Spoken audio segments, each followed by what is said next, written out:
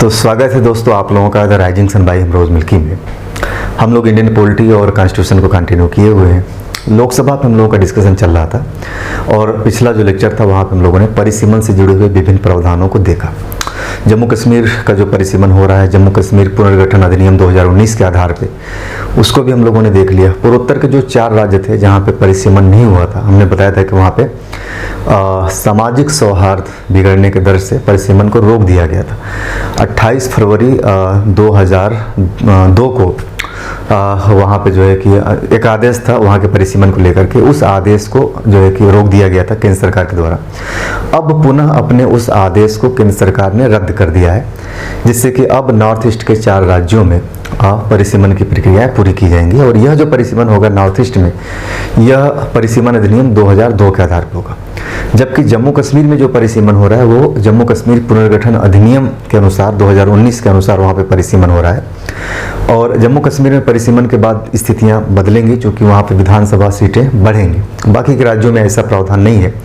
जहाँ कहीं भी परिसीमन हो रहा है, जैसे नॉर्थ ईस्ट में या फिर अपने पूरे भारत में बाकी के राज्यों में जहाँ कहीं भी परिसीमन हुआ है, वहाँ कोई सीट उठ बढ़ने वाला नहीं है, चाहे विधानसभा या लोकसभा की सीटें स्थिर रहेंगी। हाँ, जनसंख्या का रेशियो बढ़ेगा कि एक सांसद या विधायक जितनी जनसंख्या को रिप्रेजेंट करता था 1991 की जनगणना के आधार पर, अब चूंकि 2001 को बेस मान के किया जाएगा, तो जाहिर सी बात है जनसंख्या बढ़ी है तो एक सांसद या विधायक का जो प्रतिनिधित्व है वो बढ़ जाएगा। बाकी सीटें बढ़ने वाली नहीं है बाकी किसी राज्यों में।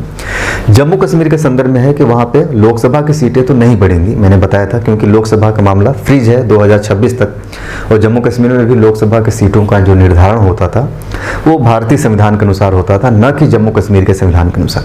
हाँ, जम्मू कश्मीर में जो वहाँ की विधानसभा है, वहाँ की सीटों का निर्धारण जम्मू कश्मीर के संविधान के अनुसार गठित जो परिसीमन था उसके अनुसार होना था। चूंकि 370 5 अगस्त को हटा दिया गया तो जम्मू कश्मीर की एक राजनीतिक स्थिति में बदलाव आती है। उसके अलावा 31 अक्टूबर को जम्मू कश्मीर को 2 भागों में बांट दिया गया, तो उसकी जो भौगोलिक स्थिति है वो भी बदल जाती है। तो राजनीतिक और भौगोलिक स्थिति बदलने की वजह से वहाँ पे परिसीमन की डिमांड लगातार हो रही थी, मांगे हो रही थी कि जम्मू कश्मीर में परिसीमन को किया जाए।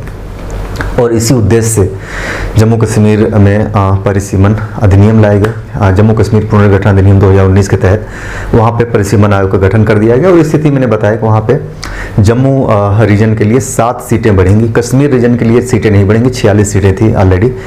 जम्मू रीजन के लिए 37 सीटें थी, तो 37 7 बढ़ जाएगा तो 44 के आसपास हो जाएगा। तो इस प्रकार टोटल अगर पीओके वाले हिस्से को जोड़ दिया जाए तो 114 सीटें हो जाएंगी, सिर्फ जम्मू कश्मीर और पीओके वाले रीजन को लेकर के। लद्दाख वाला जो 4 था वो जो है कि उसको हटा दिया गया, उससे कोई मतलब नहीं है। लद्दाख में 4 हैं तो 4 ही रहेंगे। यहाँ तक उम्मीद है कि आप सारी चीज़ों को समझ गए होंगे परिसीमन को लेकर के। हाँ, नॉर्थ ईस्ट वाला भी मैंने बताया था कि नॉर्थ ईस्ट के जो 4 राज्य थे वहाँ पे परिसीमन को रोक दिया गया था। 2002 में जो परिसीमन अधिनियम लाया गया था, उसी अधिनियम में जो आदेश था नॉर्थ ईस्ट के राज्यों के लिए, तो 4 राज्यों के लिए उस आदेश को ब्रेक कर दिया गया था, रद्द कर दिया गया था कि इन 4 राज्यों में परिसीमन नहीं होगा। अभी केंद्र सरकार ने उन आदेशों को रद्द कर दिया है। जो आदेश रोकने वाला आदेश था कि 4 राज्यों में नहीं होगा, उसको केंद्र सरकार ने बोला कि ये आदेश समाप्त होता है। नया आदेश केंद्र सरकार ने दे दिया कि अब यहाँ पे परिसीमन होगा। एक चीज़ ध्यान रखना है कि जम्मू कश्मीर के लिए जो परिसीमन हो रहा है, जम्मू कश्मीर पुनर्गठन अधिनियम 2019 के द्वारा हो रहा है, जबकि नॉर्थ ईस्ट राज्यों के लिए जो परिसीमन की प्रक्रिया हो रही है वो परिसीमन अधिनियम 2002 के द्वारा हो रहा है। क्लियर है ना यहाँ पे? अब आते हैं हम लोग एक महत्वपूर्ण बिंदु पे डिस्कशन करते हैं जो मेंस के दृष्टिकोण से इम्पोर्टेंट है, इंटरव्यू के दृष्टिकोण से भी इम्पोर्टेंट है कि परिसीमन का भारतीय राजनीति पे क्या प्रभाव पड़ता है। बहुत इम्पोर्टेंट है, आने वाले एग्ज़ाम में, परीक्षा में, मुख्य परीक्षा में पूछे जाएंगे। और ये सब सारे जो बिंदु हैं ये आपको किसी किताब में खोजेंगे तो वहाँ मिलने वाला नहीं है, क्योंकि ये सब चीज़ें किताब बियॉन्ड द बुक चीज़ें हैं, ये सब किताबों से हासिल होने वाला नहीं है। नहीं ये सब बिंदुओं पे कोई आपको डिस्कशन करता है। आप पूरे यूट्यूब में अगर सर्च मारेंगे या ऑफलाइन में भी जो लोग पढ़े होंगे किसी भी कोचिंग में, चाहे दिल्ली में या इलाहाबाद में, तो आप वहाँ भी देखेंगे तो इन सब बिंदुओं पे चर्चा ही नहीं किया जाता। एक समान तरीके से बस जो ट्रेडिशनल चीज़ें हैं उसी पे चर्चा करके आगे के निकल जाते हैं। हम लोगों का प्रयास है कि थोड़ा सा बढ़िए, आपका माइंड थोड़ा सा विस्तार होना चाहिए। और प्रश्न जैसे भी पूछे आपको लिखना है, आपकी कलम रुकनी नहीं चाहिए, आपको लिखना है जो भी लिखना है। तो चलिए पहले हम लोग इस पर डिस्कसन कर लेते हैं, उसके बाद एक नेक्स्ट बिंदु, 2 बिंदुओं पर आज हम लोग डिस्कशन करेंगे। फिर दूसरा लोकसभा की अवधि पे डिस्कशन किया जाएगा, लोकसभा के कार्यकाल, अवधि मीन्स उसका जो टर्म्स। फिर उसके बाद लोकसभा के पदाधिकारी वगैरह डिस्कशन करने के बाद तब हम लोग पहुँचेंगे मुख्य बिंदु पर कि पूरे कानून निर्माण की प्रक्रिया क्या है, किस प्रकार से संसद के कार्यों का संचालन होता है, कौन कौन से टर्म्स वहाँ पे यूज आते हैं, बहुत सारे प्रस्ताव होते हैं, बहुत सारी समितियाँ होती हैं, संसद क्या सर्वोच्च है तानाशाह है, ये सारे मुद्दे जो सामान्यतः पूछे जाते रहे हैं, इन सारे मुद्दों पे भी हम लोगों का डिस्कशन होगा। तो आइए हेडिंग डाल लीजिए, भारतीय राजनीति पर परिसीमन का प्रभाव।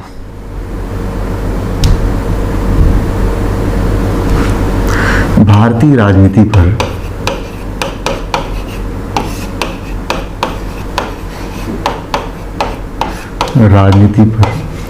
परिसीमन का प्रभाव।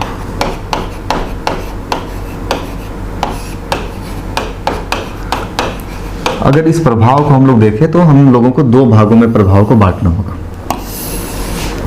एक प्रभाव हो सकता है सकारात्मक,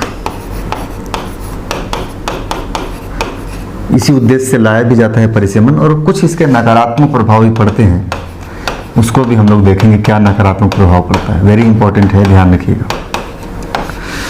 अभी जैसे जनसंख्या इशू चल रहा है, इसमें खूब चर्चा है, तो उसके भी सकारात्मक और नकारात्मक प्रभाव है जनसंख्या पॉपुलेशन के लिए, जो कानून जनसंख्या नियंत्रण कानून जो लाया जा रहा है उसके लिए।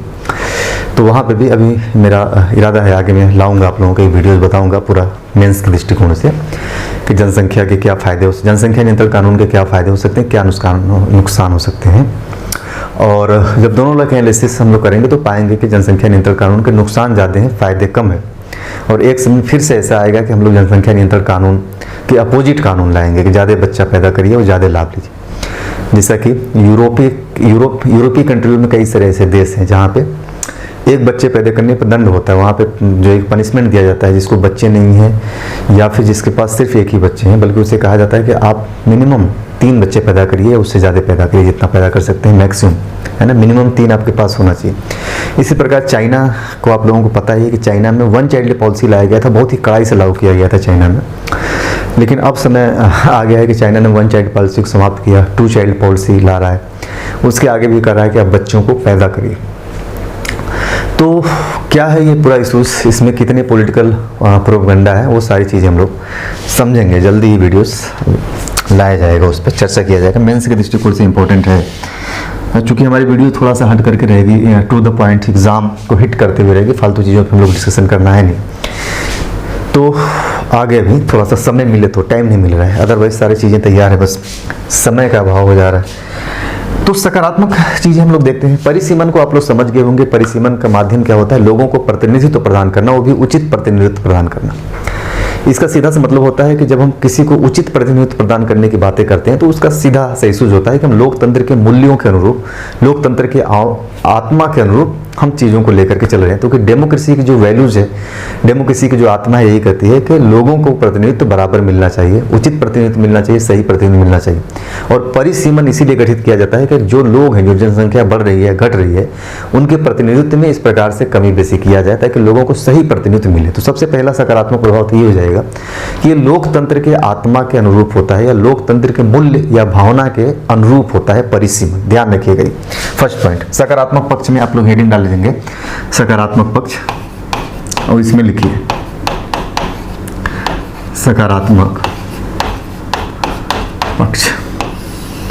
ठीक, भारतीय राजनीति पर क्या इसका सकारात्मक पहलू पक्ष पड़ेगा, तो यहां पर लिख लीजिए परिसीमन लोकतंत्र के आत्मा, लोकतंत्र के आत्मा या मूल्यों के अनुरूप है,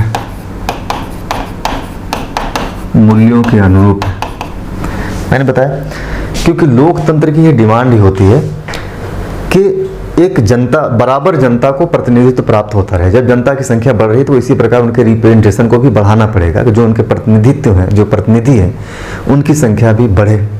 तो कहीं ना कहीं ये डेमोक्रेटिक वैल्यूज के अकॉर्डिंग है। डेमोक्रेसी के मूल्य यही कहते हैं कि जो प्रतिनिधि हैं वो बराबर जनसंख्या को रिप्रेजेंट करें और प्रतिनिधियों की संख्या भी पर्याप्त रहे। पर्याप्त इन द सेंस कि ऐसा ना हो कि एक प्रतिनिधि इतने बड़े जनसंख्या को रिप्रेजेंट कर रहा है कि उसका लोगों से जुड़ाव ही नहीं हो रहा है, वो अपने लोगों को समझ ही नहीं पा रहा है। जैसे कि राजा बोलता है कि मैं पूरे अपने प्रजा का प्रतिनिधित्व करता हूं, तो क्या राजा सचमुच में अपने पूरी प्रजा का ध्यान रख पाता होगा? नहीं रख पाता है। फिर वो तानाशाही पुता रहता है, उसे लगता है यही सही है, यही सही है।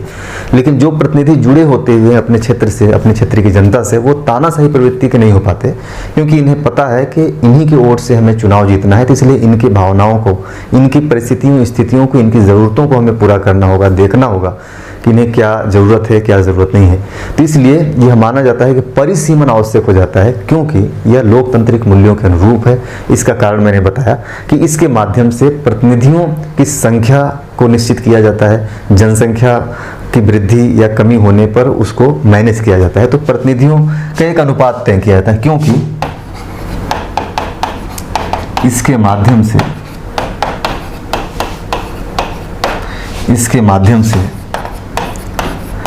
प्रतिनिधियों का अनुपात तय होता है जो लोकतंत्र के लिए अत्यंत आवश्यक माना जाता है। अत्यंत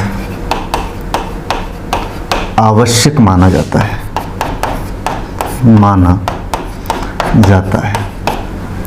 पहला पॉइंट क्लियर।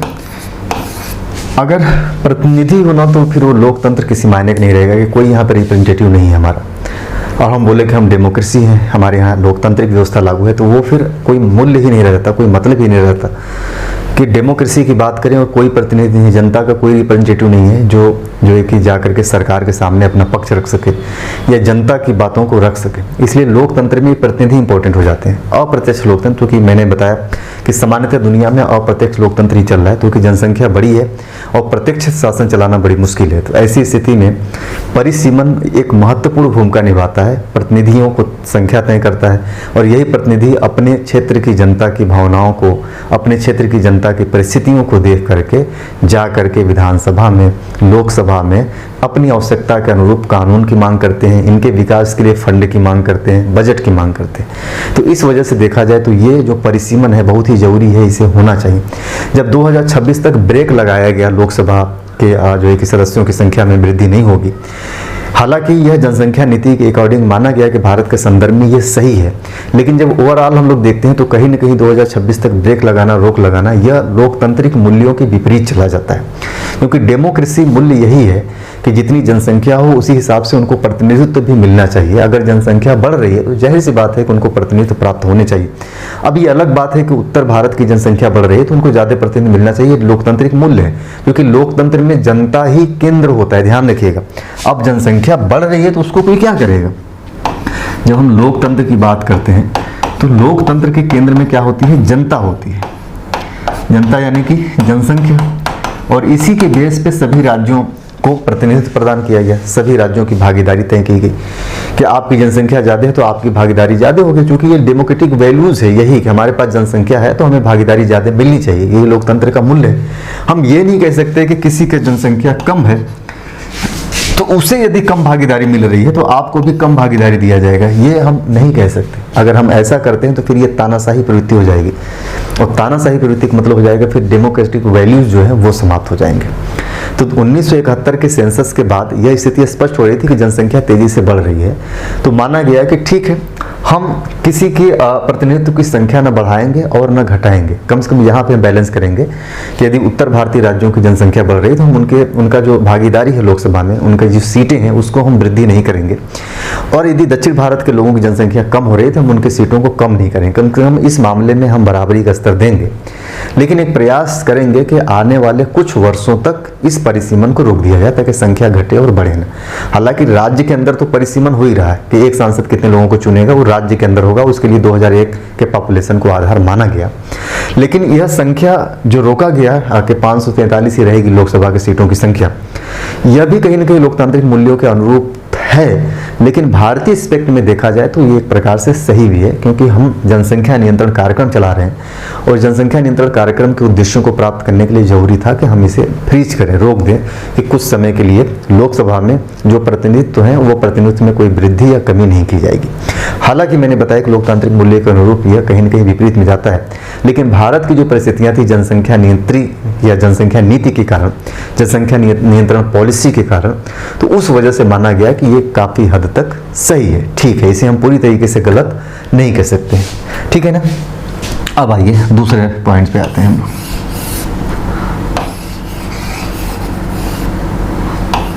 देखिए दूसरा क्या होता है, निर्वाचन क्षेत्रों के आकार को तय किया जाता है और उसमें समरूपता लाया जाता है। पहले लिख लीजिए फिर समझाते हैं। लिखिए, निर्वाचन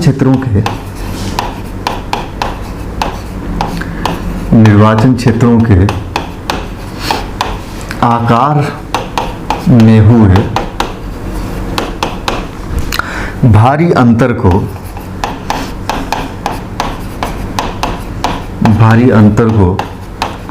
समाप्त कर एक रूपता स्थापित करने का प्रयास किया जाता है। एक रूपता समाप्त कर एक रूपता स्थापित किया जाता है, यह भी फायदा है परिसीमन के। अब मैंने यही बताया, आप लोग सिद्धांत 2 याद करिए, परिसीमन के थ्योरीज 2 की बातें करता है कि हमने बताया कि लोकतंत्र में न केवल जनता के प्रतिनिधि होने चाहिए, प्रतिनिधियों की एक निश्चित संख्या होनी चाहिए, बल्कि लोकतंत्र की जो मूल्य है यह भी कहता है कि जो प्रतिनिधि है वो बराबर जनसंख्या को प्रतिनिधित्व करेंगे, यानी जितने भी प्रतिनिधि हैं वो बराबर जनसंख्या को रिप्रेजेंट करेंगे। ऐसा ना हो कि कोई एक प्रतिनिधि ज़्यादा जनसंख्या को रिप्रेजेंट करता हो और दूसरा प्रतिनिधि उससे कम जनसंख्या को रिप्रेजेंट करता हो।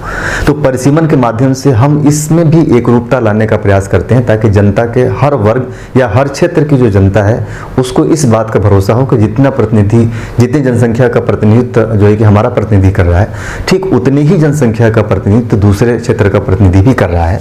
तो यहाँ पे क्या हो रहा था कि जो एक रूपता में भिन्नता थी कि आकार में कहीं न कहीं एक रूपता नहीं था, भारी अंतर था, उस अंतर को समाप्त करना यह भी लोकतंत्र के मूल्यों के अनुरूप ही है कि हम उस अंतर को समाप्त करेंगे। यानी कि अगर बनारस क्षेत्र का सांसद यदि 10 लाख लोगों को रिप्रेजेंट कर रहा है, तो वहीं उत्तर प्रदेश में इलाहाबाद क्षेत्र का सांसद भी उतने ही लोगों को रिप्रेजेंट कर रहा है। तो दोनों सांसदों में इस बात को लेकर के न तो कोई ईगो होगा और न ही कोई जो है कि इस प्रकार की एक नकारात्मक मनोदशा बनेगी कि नहीं वो तो जो है कि 5 लाख लोगों पर ही चुन करके आ जा रहे हैं और मैं 20 लाख लोगों को चुन करके आ रहा हूँ, तो मैं ज़्यादा लोगों को चुन करके आ रहा हूँ तो मेरी पावर ज़्यादा होनी चाहिए, हमारी इमेज ज़्यादा बननी चाहिए। वह कम लोगों के द्वारा चुन के आया है तो उसका इमेज कम होना चाहिए, ऐसा कुछ नहीं। उत्तर प्रदेश का प्रत्येक सांसद बराबर जनसंख्या को ही रिप्रेजेंट करता है। तो ये होता क्या है, बिना परिसीमन के ये संभव नहीं है कि एक रूपता में जो अंतर है, एक्सक्यूज मी, तो बिना परिसीमन के तो ये संभव है नहीं कि ऐसा किया जा सके। तो इस वजह से परिसीमन की प्रक्रिया अपनाई जाती है कि इसको इस प्रकार से करके जो एक रूपता में अंतर है उसे समाप्त कर दिया जाए। दूसरा क्या होगा, तीसरा नंबर, परिसीमन के सकारात्मक पक्ष मैंने क्या बताया कि जब जनसंख्या में एकरूपता स्थापित करने का प्रयास किया जाता है तो उसी प्रयास में यह भी देखा जाता है कि किस क्षेत्र में SC ST की जनसंख्या कितनी ज़्यादा है, किस क्षेत्र में कम है। तो जिस क्षेत्र में लगता है कि इनकी जनसंख्या एक पर्याप्त मात्रा में है वहाँ पे तो कोशिश किया जाता है कि इनका प्रतिनिधित्व पहुँचाने के लिए उस सीट को ST SC के रूप में रिजर्व कर दिया जाए। क्योंकि भारत में हम लोग देख रहे थे प्राचीन इतिहास से लेकर के आधुनिक इतिहास तक SC ST वर्ग की जो स्थिति थी लगातार खराब होती जा रही थी। तो आज़ादी के बाद जब हम लोकतंत्र की स्थापना करते हैं तो इनका विशेष ध्यान रखा गया और यही वजह था कि संविधान में इनके लिए कुछ सीटें रिजर्व करने की बातें कही गई कि इनकी कुछ सीटें रिजर्व होंगी। वो कारण ही था कि सीटें रिजर्व करने से इनका एक उचित प्रतिनिधित्व लोकसभा में प्राप्त हो जाएगा और जो लोग लोकसभा में जाएंगे तो अपने वर्ग के लिए अच्छे काम करेंगे, जिससे कि भविष्य में इनकी स्थिति में सुधार किया जा सके। तो परिसीमन के माध्यम से ही यह तय किया जाता है कि लोकसभा में SC और ST की कितनी सीटें रिजर्व होंगी, इनको कितना प्रतिनिधित्व मिलना चाहिए, इनकी कितनी जनसंख्या है। जैसा कि हम लोगों ने देखा भी था कि वर्तमान में लोकसभा में SC की कुल 84 सीटें हैं और ST की 47 सीटें हैं। तो तीसरा फायदा क्या होता है, परिसीमन के सकारात्मक पक्ष क्या होता है, अनुसूचित जाति और जनजाति, अनुसूचित जाति और जनजाति के लिए उनकी जनसंख्या के अनुपात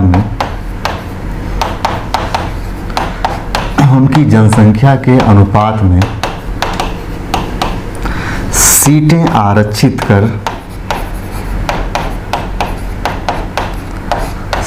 आरक्षित कर उनको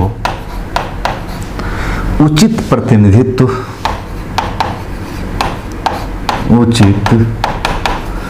प्रतिनिधित्व प्रदान कर राजनीतिक और सामाजिक समानता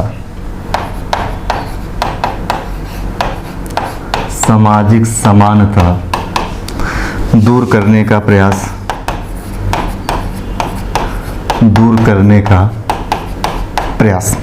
बहुत ही इंपॉर्टेंट ये पॉइंट है, ध्यान रखिएगा। और परिसीमन ना हो तो शायद ये चीज़ें हो भी नहीं सकता।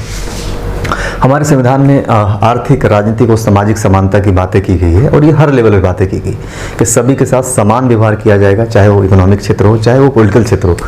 और राजनीतिक क्षेत्र में भी हम लोग देखते हैं कि कई सारे ऐसे वर्ग हैं जिनको राजनीति में उचित प्रतिनिधित्व नहीं मिल पा रहा था। तो जरूरी है कि ये उचित प्रतिनिधित्व कैसे प्राप्त कराया जाए। जब तक किसी को उचित प्रतिनिधित्व नहीं मिलेगा तब तक हम राजनीतिक समानता या सामाजिक समानता की बात हम कैसे कर सकते हैं, जो कि यह हमारा एक आइडियल है, यह एक हमारा आदर्श है।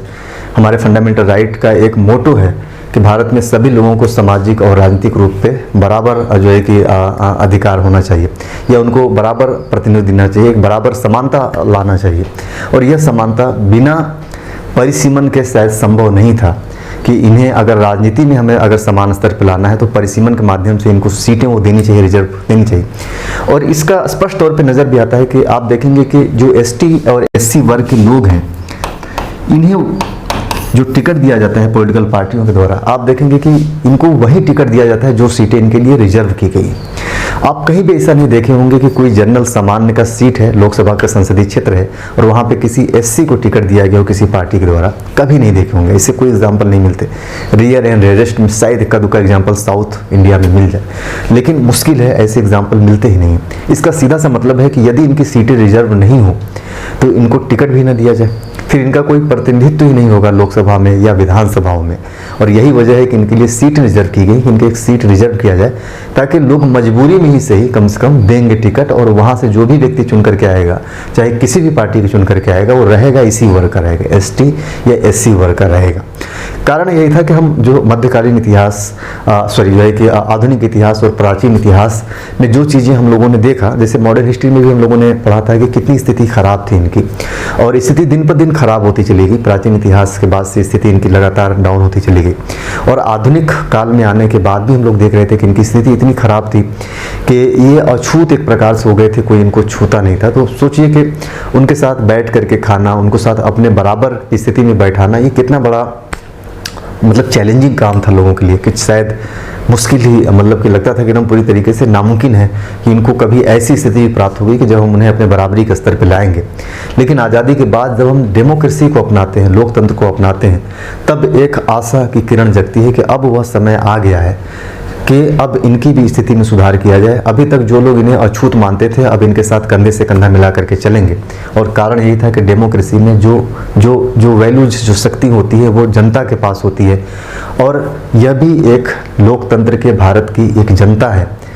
तो अब इनकी ज़रूरत सभी को महसूस होगी और सभी लोग इनके पास जाएंगे। जैसा कि पिछले कुछ वर्षों की राजनीति में आप लोग देखे होंगे कि लगातार दलितों को लेकर के न्यूज़ आ रही थी कि अमित शाह जा रहे हैं, दलित के घर खा रहे हैं, राहुल गांधी जा रहे हैं, दलितों के यहाँ बैठ रहे हैं, रात में सो रहे हैं, खा रहे हैं, पी रहे हैं। तो आखिर ये क्यों बार बार ऐसा किया जा रहा है? आप क्यों जो है कि ये चीज़ नहीं सोचते कि आखिर दलितों को ही क्यों इस प्रकार से टारगेट किया जा रहा है? न्यूज़ में आखिर बार बार क्यों आ रहा है कि दलित समाज के घर गए, वहाँ जंगल में गए, दलित समाज के यहाँ खाना खाए, पत्ते पे खाना खा रहे हैं, इस तरीके से खाना खा रहे हैं? ये दिखावा क्यों किया जा रहा है?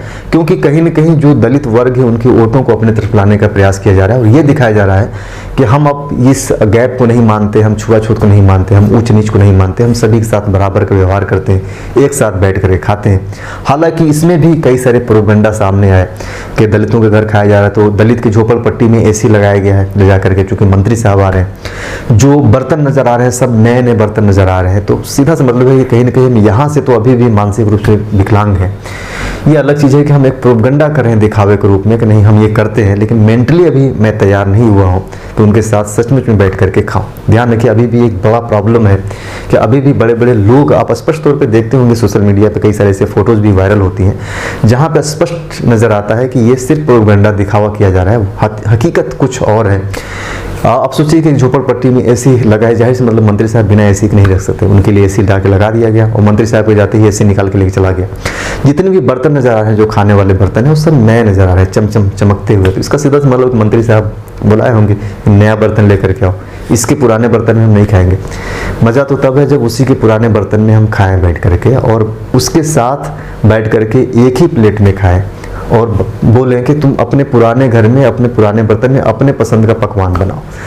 तो इसमें भी कई सारे प्रोपेगेंडे होते हैं, जैसे आप लोगों को पता नहीं है, जिसको घर टारगेट करना होता है तो पहले पार्टी के लोग जाते हैं, उस पूरे घर को अच्छे से समझा देते हैं कि तुम्हें करना क्या है, कहना क्या है, 2-4-5 हज़ार रुपया उसको दे देते हैं। बाकी के वो व्यक्ति बोलेगा मंत्री जी बहुत अच्छे हैं, हमारे साथ खाना खाएं, कोई भेदभाव नहीं किया, बस उसको कहने के लिए यही प्रेशर दिया जाता है कि यही तुमको कहना है। मंत्री जाएंगे, व्यवस्था बिल्कुल नया होगा, चटाई नया, बर्तन नया, सब कुछ नया नया। इवन कि खाना किसने बनाया, क्या उसी दलित ने खाना बनाया, किसने बनाया, ये तो कोई देखता नहीं, सिर्फ खाते हुए फोटो आ जाता है कि फोटो खा रहे हैं। तो ये एक प्रोपेगेंडा है। अब सोचिए इतना कुछ कानून लाने के बाद भी फंडामेंटल राइट में ये सारी चीज़ें हैं, दलितों के लिए आर्टिकल 17 लाया गया, कई सारे एक्ट लाए गए, परिसीमन आयोग के द्वारा उनकी सीटों को रिजर्व किया जा रहा है, कम से कम उतना प्रतिनिधित्व मिले, उसके बाद भी अभी ये स्थिति है। और पार्टी लेवल पे हम लोग देखेंगे कि जैसे कि आप लोग देखेंगे मंत्रियों के रूप में एक मंत्री बनाया जाता है सिर्फ इसलिए दिखाने के लिए कि हमने दलितों को रिप्रेजेंट किया है, दलितों को प्रतिनिधित्व दिया है, हमने दलित को हम लोग सामने ला रहे हैं, सिर्फ एक खाना पूर्ति के लिए कि एक मंत्री किसी दलित वर्ग से, वो भी दलित वालों जो मंत्रालय है वही दे दिया जाता है कि आप वही संभालिए। तो अभी भी एक बड़ा भेदभाव है, इस चीज़ को जानना है, समझना है आप लोगों को कि ज़मीनी स्तर पे वास्तव में अभी काम होना बाकी है। कागजी लेवल पे हम चाहे भले ही अपने यहाँ के राष्ट्रपति बना दे किसी दलित को, लेकिन ज़मीनी लेवल पे अभी भी उस राष्ट्रपति की जो हैसियत है दलित से बढ़ करके नहीं है। आप लोग जैसे कि रामनाथ कोविंद के बारे में मेरा जो मत यही है कि अब तक के राष्ट्रपतियों में जो सबसे मतलब कि एक प्रकार से देखा जाए कि राष्ट्रपति की जो गरिमा है, उस गरिमा को अगर किसी ने डाउन किया है सबसे ज़्यादा तो वो रामनाथ कोविंद ने डाउन किया है। कहीं से भी अपने उस संवैधानिक पद, अपने उस कॉन्फिडेंट को नहीं ला पाए कि हम राष्ट्रपति हैं और हमारी एक संवैधानिक गरिमा है, कोई कुछ नहीं कर सकता है। राष्ट्रपति बन गए हैं, इनको हटाने का प्रावधान इतना आसान नहीं कि लोग हटा दें। अगर महाभियोग लगा करके कोई पार्टी हटाते भी है किसी वजह से, तो ये पार्टी के ऊपर एक बदनामी होती है कि क्यों हटाई है। तो राष्ट्रपति के अंदर वो कॉन्फिडेंट नहीं है, वो हमेशा से ही पार्टी के प्रति इतना ज़्यादा झुके रहे, इतना ज़्यादा झुके रहे कि मतलब लगा कि जैसे संविधान के मायने ही ये जीरो समझते हैं या कॉन्स्टिट्यूशन को कुछ समझते ही नहीं है, इनके लिए पार्टी ही इनकी माई बाप भगवान है, संविधान कुछ नहीं है। तो ऐसे कई सारी चीज़ें देखने को मिली। राष्ट्रपति के कार्यकाल में जो सबसे जानदार कार्यकाल मैं मानता हूँ जिन्होंने राष्ट्रपति कर्तव्यों को खूब बखूबी निभाया और दमदारी से निभाया, तो उसमें एक राजेंद्र प्रसाद का नाम आता है, जो नेहरू से नहीं बनती थी और नेहरू की मजबूरी थी कि राजेंद्र प्रसाद को राष्ट्रपति बनाए। वो मतलब चाहकर भी नेहरू जी राजेंद्र प्रसाद को नहीं हटा सकते थे। और दूसरा जो राष्ट्रपति की गरिमा को पूरे दुनिया में एक पहचान दिलाई भारत के राष्ट्रपति को, वो थे APJ कलाम साहब, जिन्होंने पूरे वर्ल्ड में इंडियन प्रेसिडेंट को एक वह इमेज दी, लोगों को लगा कि हाँ वहाँ का राष्ट्रपति वाकई में कोई राष्ट्रपति है, तो वो थे कलाम साहब। कलाम साहब के बाद प्रतिभा पाटिल जब बनती हैं राष्ट्रपति, तो लोगों को सुना सुना लग रहा था कौन व्यक्ति राष्ट्रपति बन गया, क्योंकि अब सब लोग इमेज कर रहे थे कि कलाम जैसा राष्ट्रपति ही हमारे सामने आए, लेकिन वो मुश्किल था। फिर भी प्रतिभा पाटिल ने उस गरिमा को निर्वहित किया, मतलब उस गरिमा को गिराया नहीं। लेकिन जब से कोविंद साहब आते हैं, प्रणब मुखर्जी आते हैं, प्रणब मुखर्जी भी अपने उस गरिमा को बना करके रखते हैं। उसके बाद अपने कोविंद साहब आते हैं, एक ऐसी कठपुतली से हमें लगता है कि अभी तक के इतिहास में इस प्रकार का राष्ट्रपति नहीं आया होगा जिसने राष्ट्रपति पद की गरिमा को ही डाउन कर दिया। मतलब कि पार्टी उसके लिए सर्वेसर्वा हो गई। प्रधानमंत्री के सामने जाकर के झुक जाना सार्वजनिक तौर पे, ठीक है आपका पर्सनल जो संबंध है वो जाकर करिए, जाकर के अपने रूम के अंदर करिए, लेकिन एक राष्ट्रपति के रूप में सार्वजनिक रूप से ऐसा करने का सीधा मतलब, क्योंकि राष्ट्रपति भारत का सर्वोच्च नागरिक, प्रथम नागरिक, संविधान का सबसे शक्तिशाली व्यक्ति, संविधान का सबसे सर्वोच्च पदधारी व्यक्ति अगर इस प्रकार की बातें करता है तो जाहिर सी बात है कि राष्ट्रपति पद के ऊपर सीधे सीधे प्रश्न चिन्ह लगते हैं और लगा भी। तो यहाँ पे ये चीज़ें उम्मीद है कि इसको आप अच्छे से समझ गए होंगे कि राजनीतिक और सामाजिक समानता के प्रयास भी परिसीमन आयोग के द्वारा किया जाता है, क्योंकि SC और ST के लिए एक उचित प्रतिनिधित्व की बातें की जाती है। अभी जैसे मैंने लिखवाया भी था। अच्छा, एक पॉइंट्स और इसमें लिख लीजिए कि 4 पॉइंट कम कम लिखते हैं हम लोग। परिसीमन आयोग जो है कि सहभागी लोकतंत्र को स्थापित करने का भी काम करता है। तो सहभागी लोकतंत्र अभी मैं समझा देता हूँ क्या होता है। लेकिन सहभागी लोकतंत्र पार्टिसिपेटरी डेमोक्रेसी बोलते हैं। सहभागी लोकतंत्र स्थापित करने में सहायक, स्थापित करने में सहायक। सहभागी लोकतंत्र का मतलब होता है कि जब जनता की अपने शासन व्यवस्था में ज्यादा से ज्यादा भागीदारी हो। कैसे भागीदारी हो सकती है जनता की? वोट दे करके भागी हो सकती है, मत दे करके, मत देकर। अच्छा, यह भागीदारी तो हम लोग करते ही हैं जनता का। अभी भी हालांकि 100% नहीं पहुंच पाते हम लोग। 57, 58, 60, 62 यही हमारा हाईएस्ट रेशियो होता है वोटिंग का। जबकि मेरा मानना है कि लोकतंत्र को इतना मजबूत होना चाहिए कि हम लोगों की वोटिंग का जो रेशियो कम से कम 90% से प्लस में होनी चाहिए। 92, 93, 95, तब माना जाएगा कि यह सहभागी लोकतंत्र है, ताकि लोग वास्तव में लोकतंत्र में अपनी सहभागिता को दर्शा रहे हैं। सहभागी लोकतंत्र का मतलब यही है कि आप शासन व्यवस्था में अपनी कितनी सहभागी दिखाते हैं। और शासन व्यवस्था में सहभागी दिखाने का मतलब ये नहीं होता कि आप किसी पार्टी को ज्वाइन करिए या फिर कोई पद आपको मिले तभी आप सहभागिता दिखा सकते हैं। एक आम नागरिक जो गांव में रह करके खेती कर रहा है या शहर में रह करके अपना बिजनेस कर रहा है या फिर किसी ऑफिस, प्राइवेट ऑफिस में काम कर रहा है या किसी सरकारी ऑफिस में काम कर रहा है, आप एक सिटीजन होते हुए अपने शासन व्यवस्था में सहभागिता दर्शा सकते हैं। तो पहला सहभागिता तो विशेष दिखा सकते हैं मत देकर, लेकिन यह मत रेशियो कितना होना चाहिए? 90% से प्लस होना चाहिए, जो अभी भारत में अभी तक नहीं हुआ है ना। इंडिविजुअली किसी छोटे स्तर पे हुआ हो तो हुआ हो, लेकिन सामान्यतः ऐसा अभी कभी नहीं हुआ कि जहाँ 90% से ज़्यादा लोग वोटिंग दी हो। सोचिए कि हम लोगों की वोटिंग परसेंटेज मैक्सिमम होता है 60 के आसपास, कभी 55, कभी 52, कभी 62, यानी इसी के रेंज के एवरेज 60 के आसपास 60% लोग भागीदारी करते हैं। हालांकि ठीक है 50% से ज़्यादा लोग भागीदारी करते हैं, लेकिन डेमोक्रेसी में वोटिंग के मामले में अगर 60% भागीदारी हो रहा है लोकतंत्र में, तो ये भी बहुत ही कम माना जाएगा, क्योंकि हम अवेयर नहीं, वोट को लेकर के हमारे पास कोई जागरूकता नहीं है। कारण क्या है? क्योंकि पहले से ही एक पूर्वाग्रह बना हुआ है, ये पार्टी जीत जाएगी। वोट देने भी जाएंगे तो क्या करेंगे? देखेंगे अच्छा ये हमारे नाम का जुड़ा हुआ है, मुसलमान है, ठीक है इसी को वोट देते हैं, हिंदू है इसी को, किसी भी पार्टी को, बस कहीं ना कहीं क्षेत्र, जाति, धर्म, उपजाति वगैरह ये सारी चीज़ें जुड़ करके हम वोटिंग कर देते हैं। तो एक तो होगा कि हमें 90% से ज़्यादा लोगों को देना होगा, तब जाकर के माना जाएगा कि ये सहभागिता है। भारत में हालांकि इतना नहीं है, लेकिन एक परिसीमन के माध्यम से वो एक संख्या तय की जाती है कि ठीक है 8 लाख 10 लाख लोगों को एक संसद चुनता है, तो 10 लाख लोग जो है उसमें से कम ऐसा तो हो सकता है कि 8-9 लाख लोग वोटिंग कर दें। परिसीमन के द्वारा देखिए किया क्या जाता है, मैं बता दे रहा हूँ। तो मान लेते हैं कि आप एक गाँव में रह रहे हैं, थोड़ा इसको भी समझ लीजिए। और काम करने के लिए अक्सर लोग गाँव से कहाँ जाते हैं? शहर में जाते हैं। जब शहर में जाते हैं तो ये यहीं पे लंबे समय तक रहते हैं, शहर में ही रहते हैं।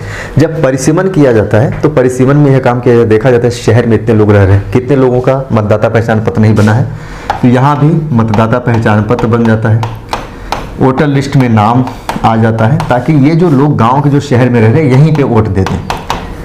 ये ऐसा ना हो कि उनको वोट देने के लिए गाँव जाना हो, शहर में ही वोट दे दें।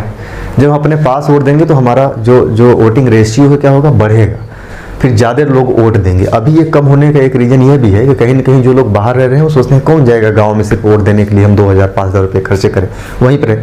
यदि उनको वहीं पे वोटिंग की सुविधा दे दी जाए तो बिल्कुल शौक से वोट देंगे, कि वहीं पर वोट दे देते हैं तो रेशियो बढ़ेगा। तो परिसीमन के द्वारा यह काम किया जाता है कि जो लोग जहाँ पे हैं उनको वहीं पे मतदाता पहचान पत्र बनाया जाएगा। होता है कि आप कितने सालों से रह रहे हैं, 3-4 सालों से रह रहे हैं, तो आपको यहीं पे मतदाता पहचान पत्र बन जाए, यहीं पे वोट दीजिए। गाँव में जो मतदाता पहचान पत्र है वहाँ से नाम कटा दीजिए, क्योंकि यहीं पे रहना है, काम करना है, करिए। बहुत सारे लोगों को क्या होता है 2-2 वोटर बन जाता है, मतलब दोनों जगह वोटर लिस्ट में नाम होता है, लेकिन वोट आपको एक ही जगह देना है, चाहे नाम जितने जगहों से मतलब नहीं है, यहाँ पे होता है कि यहाँ पे वोट दीजिए। तो परिसीमन ये भी काम करता है, और ये काम करने का मतलब होगा कि कहीं ना कहीं सहभागी लोकतंत्र को बढ़ावा देना। दूसरी चीज, परिसीमन के द्वारा एक निश्चित संख्या तय की जाती है। क्या संख्या तय की जाती है? एक निश्चित संख्या। कैसी संख्या? कि इतनी ही संख्या पे एक प्रतिनिधि चुना जाएगा, यानी एक निश्चित संख्या होगी कि 10 लाख पे एक प्रतिनिधि चुना जाएगा, सांसद 5 लाख पे एक विधायक चुना जाएगा। तो यह जो संख्या है, यह संख्या उस रेशियो में तय किया जाता है कि ज़्यादा से ज़्यादा लोग सहभागी हो सके अपने लोकतंत्र में, ज़्यादा से ज़्यादा लोग वोट दे सके, लोकतांत्रिक प्रक्रिया में शामिल हो सके। तो एक निश्चित संख्या के द्वारा भी सहभागिता को बढ़ावा जाता है। दूसरा, परिसीमन के माध्यम से जब परिसीमन किया जाता है तो लोगों के अंदर एक जागरूकता का लेवल भी बढ़ाया जाता है, जागरूकता भी पैदा किया जाता है, और यह जागरूकता कहीं न कहीं सहभागी लोकतंत्र की ओर भी बढ़ावा देता है। लोगों को लगता है कि नहीं भाई, हम इस देश के नागरिक हैं और हमारा नाम वोटर लिस्ट में शामिल हो रहा है, हमको यहाँ पे काउंट किया जा रहा है, तो हमारा भी एक रिस्पॉन्सिबिलिटी बनती है कि हम ज़्यादा से ज़्यादा अपने शासन व्यवस्था में सहभागी करें, और यह सहभागिता परिसीमन के माध्यम से भी किया जाता है। तो इस प्रकार परिसीमन के माध्यम से सहभागी लोकतंत्र को भी बढ़ावा मिलता है, सहभागी लोकतंत्र भी स्थापित होता है किसी देश में। हालांकि सहभागी लोकतंत्र में और भी बहुत सारी चीज़ें हैं, जैसे जनता सरकार की किस इशूज़ की कितना आलोचना कर रही है, कितना उसका सराहना कर रही है, जनता अपने मांगों को कैसे सरकार के सामने पेश कर रही है। जैसे अभी तो सोशल मीडिया आ गए हैं, पहले सोशल मीडिया था नहीं, तो अब सोशल मीडिया का प्रयोग हम लोग सहभागी लोकतंत्र के रूप में कैसे कर सकते हैं। क्या हम सरकार से कोई मांग करने के संदर्भ में कोई पोस्ट लिखते हैं, टैग करें हम अपने सरकार को, प्रधानमंत्री को, मुख्यमंत्री को, बाकी के जो मंत्रालय हैं उसको हम सोशल मीडिया में एफबी के माध्यम से, ट्विटर के माध्यम से, बाकी अन्य जो सोशल मीडिया है उस पर हम जो है कि उनको टैग करके अपनी मांगों को जो है कि सामने रख सकते हैं। और जब टैग होता है तो वो उनके पास पहुँचता ही पहुँचता है, उनके सचिव कोई ना कोई पढ़ता है तो उसको लगता है कि ये मांगे चल रही जनता के सामने। तो ये सहभागी लोकतंत्र के रूप में सोशल मीडिया की भी एक अहम भूमिका है। ध्यान रखिएगा, सोशल मीडिया के जो फायदे होंगे, वहाँ भारत की राजनीतिक व्यवस्था में देखा जाए तो लोकतांत्रिक प्रक्रिया को एक सहभागितापूर्ण, एक जो है कि हेल्दी डेमोक्रेसी बढ़ाने में सोशल मीडिया के बड़े फायदे हो सकते हैं। लेकिन चूंकि हमने बताया कि पॉलिटिकल प्रोपेगेंडा चलता है, पार्टी के लेवल पे भी सोशल मीडिया IT सेल बन गया है। अब ये IT सेल क्या होता है, सरकार की किसी भी आलोचना का जवाब देने के लिए तैयार रहती है, वो भी बहुत ही बुरी तरीके से। ट्रोलिंग, एक ट्रोल की प्रक्रिया आ गई है, जबकि डेमोक्रेसी में ट्रोल नहीं होना चाहिए। डेमोक्रेसी में एक सम्मान होनी चाहिए कि ठीक है, आलोचना हो रहा है तो उसको सम्मानित तरीके से उसका जवाब दीजिए, उसका हल निकालिए। ये ट्रोलिंग का मतलब ही होता है कि कहीं ना कहीं हम अलोकतांत्रिक प्रक्रिया की तरफ बढ़ रहे हैं। तो जितने भी IT सेल खुले हुए हैं, जितने भी पार्टी के, लगभग हमें लगता है सारी पार्टियों के IT सेल हैं। हालांकि इसकी शुरुआत बीजेपी ने की थी IT सेल की, और आज भारत में सबसे बड़ा जो IT सेल है वो बीजेपी का IT सेल है। तो ये IT सेल कहीं ना कहीं लोकतंत्र की प्रक्रिया के खिलाफ है, अलोकतांत्रिक है ये IT सेल। इसलिए IT सेल को हेल्दी डेमोक्रेसी में हमें लगता है कि या तो उनके खिलाफ कोई कानून बना करके उन्हें कंट्रोल किया जाना चाहिए कि ठीक है, आप पार्टी के IT सेल हैं तो आप जवाब दीजिए, यदि कोई आलोचना कर रहा है तो उसका वो जवाब दे पार्टी के रूल रेगुलेशन के अकॉर्डिंग, सरकार के जो कार्य हैं उसके अकॉर्डिंग कि ये देखिए हमने इस क्षेत्र में ये कार्य किए हैं। तो इससे क्या होगा, लोकतंत्र में एक जो है कि स्वस्थ परंपरा विकसित होगी। लोग एक दूसरे से प्रश्न पूछेंगे और हेल्दी रूप से उसका जवाब भी मिलेगा। अभी क्या होता है, अगर आप प्रश्न खड़ा करिए किसी सरकार के ऊपर, 20 लोग आएंगे गाली देंगे। यदि हमारे जैसे लोग अगर प्रश्न खड़ा करते हैं एक मुस्लिम, तो वहाँ पे सीधे सीधे देशद्रोही, पाकिस्तानी जैसे टर्म्स सुनने को मिलते हैं, और भी कई सारे गाली सुनने को मिलते हैं। तो इससे क्या होता है कि कहीं ना कहीं हम और लोकतांत्रिक प्रक्रिया की तरफ बढ़ रहे हैं, जबकि हम दुनिया में फेमस हैं कि भारत एक अपने तरीका के एक अद्भुत लोकतंत्र है। लेकिन भारत के अंदर की हकीकत यही है कि यहाँ पे डेमोक्रेसी को भी कहीं ना कहीं हानि पहुँचाने का प्रयास किया जा रहा है। तो परिसीमन आयोग इसमें काम करता है, एक सहभागी लोकतंत्र के रूप में भी जो है कि परिसीमन के माध्यम से सहभागिता आती है लोकतंत्र में, सहभागी लोकतंत्र को स्थापित करने में काम करता है। तो इस प्रकार 4 बिंदुओं में हम देख सकते हैं कि भारत की राजनीति पर स्पष्ट प्रभाव नजर आ रहा है। सारे प्रभाव किस पे है, पॉलिटिक्स पे ही प्रभाव। कुछ नकारात्मक प्रभाव भी नजर आते हैं, आइए हम लोग देख लेते हैं नकारात्मक प्रभाव। हेडिंग डाल लीजिए, नकारात्मक प्रभाव। नकारात्मक प्रभाव क्या पढ़ सकते हैं, नकारात्मक प्रभाव। अब आइए इसको समझ लीजिए। जो नेगेटिव इफेक्ट है वो भी बड़ी कारगर इफेक्ट है बहुत ही, और परिसीमन कई बार इस उद्देश्य से भी कराए जाते हैं। हालांकि कहने के लिए परिसीमन आयोग स्वतंत्र है, लेकिन ध्यान रखिए कहीं ना कहीं सरकार के दबाव में तो होती ही होती है। ये अलग चीज़ है कि राष्ट्रपति ही उसको परिसीमन आयोग का गठन करता है। लोग बोलते हैं एक स्वायत्त निकाय है, और इसके फैसले को किसी न्यायालय में चैलेंज भी नहीं किया जा सकता। तो कई बार सरकारें इसका फायदा उठाए। देखिए, परिसीमन के माध्यम से एक संख्या निश्चित किया जाता है। मैंने बताया कि कितनी संख्या पे एक प्रतिनिधि चुन करके जाएगा। और अब भारत में जो जाति क्षेत्रीय जो गणित चलता है वोटिंग का, और उसी गणित के आधार पे लोग अपने प्रत्याशी खड़े करते हैं। तो देखिए वहां पे कैसे क्या इसका नकारात्मक प्रभाव पड़ता है, इसको देखिए। मान लेते हैं कि 3 क्षेत्र है, एक एग्जाम्पल के तौर पे हम लोग लेते हैं। कि ये 3 क्षेत्र हैं, लोकसभा के सांसदीय क्षेत्र हैं। सपोज करिए कि यहाँ पे उच्च जाति 50% है, यहाँ पे निम्न जाति 50% है, 50%, और यहाँ पे मान लेते हैं कि जो अल्पसंख्यक हैं वो 50% है। अब देखिए परिसीमन के द्वारा क्या गेम सरकारें करती हैं। सरकारों को लगता है कि यहाँ पे निम्न जाति हैं 50%, इसका सीधा सा मतलब कि अगर ये चाह जाए तो यहाँ पे किसी भी व्यक्ति को जिता सकते हैं, ताकि 50% में बाकी की सभी जातियाँ हैं तो उनके वो डिवाइड होंगे। यदि एक ये हो जाए तो आसानी से किसी भी प्रत्याशी को जीत दिला सकती हैं, क्योंकि भारत में लगभग 40% के आसपास माना जाता है कि 40% के लमसम वोट अगर मिल गया किसी भी पार्टी को तो आसानी से जीत जाएगी। तो मान लेते हैं कि यहाँ 50% है, 10% इनका वोट चला भी गया कहीं तरफ, तो 40% भी अगर मिल गया तो ये एक तरफा लोगों को जीत दिला सकेंगे। यहाँ पे उच्च जाति हैं, पार्टियाँ इसी हिसाब से हम लोग देखते हैं कि जहाँ पे जिनकी संख्या ज़्यादा होती है पार्टियाँ उसी हिसाब से वहाँ पे अपने प्रत्याशी खड़ी करती हैं। जहाँ पे उच्च जाति रेशियो 50% के आसपास है तो वहाँ पे हम लोग देखेंगे सभी पार्टियाँ अपनी प्रत्याशी उच्च जाति के खड़े करते हैं, ब्राह्मण, ठाकुर, ऐसे लोगों को खड़ी करती हैं, ताकि यहाँ पे इन्हीं को वोट लेना है। यहाँ पे निम्न है, यहाँ पे अल्पसंख्यक है, तो ऐसे लोगों को परिसीमन के द्वारा कई बार सरकारें बोलती हैं कि अच्छा, सरकार को लगता है कि हमारा यहाँ से हमारी सीट निकल नहीं रही है,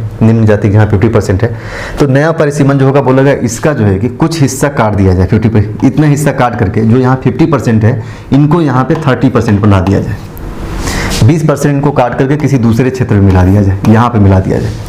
और यहाँ पे निम्न जातियों के रेशियो पहले से ही कम है, 10% है, तो 20% यहाँ से आएगा तो 30% यहाँ भी हो जाएगा, 30% यहाँ भी हो जाएगा। अब इनकी जो एक भूमिका थी किसी भी प्रत्याशी को जिताने में, वह भूमिका यहाँ पे क्या हो गई, समाप्त हो गई। यानी भौगोलिक दृष्टिकोण से इस प्रकार से बदलाव भी कर दिया जाता है परिसीमन में कि जहाँ से जो सीट निकल रही थी, जो व्यक्ति वहाँ पे सर्वोच्च था कि हम लोग निकाल सकते हैं, अब वह काम खत्म हो गया यहाँ पे। ऐसी अल्पसंख्यक क्षेत्र में यहाँ पे भी इस प्रकार किया जाए कि इसका काट दिया जाए, कुछ निकाल दिया जाए 20-30%, ताकि इनकी जो मुख्य भूमिका है वो समाप्त हो जाए।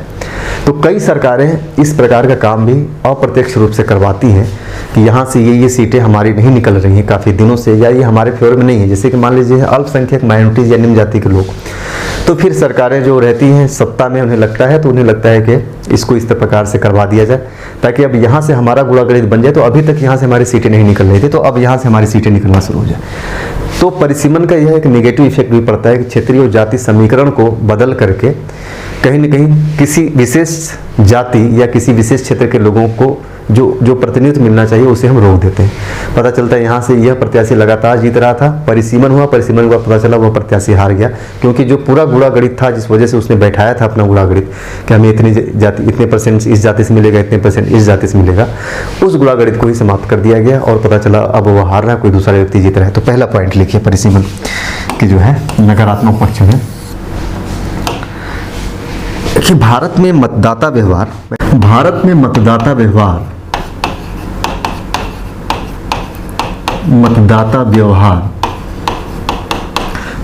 का मतलब कि जो मतदाता हैं, वोट देने वाले लोग हैं, उनका जो बिहेवियर है वो किस आधार पर चलता है। हमने बताया जाति और क्षेत्रीय समीकरण के आधार पर चलता है कि इस जाति के लोग हैं, इस क्षेत्र के लोग हैं, यही हम लोग ज़्यादा देखते हैं।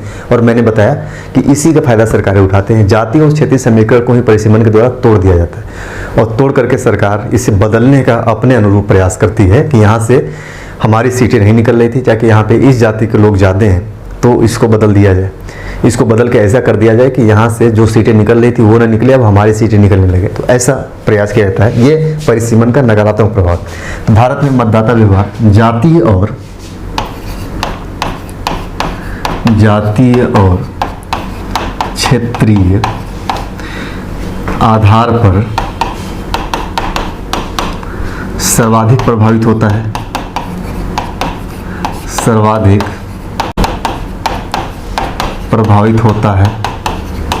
इसलिए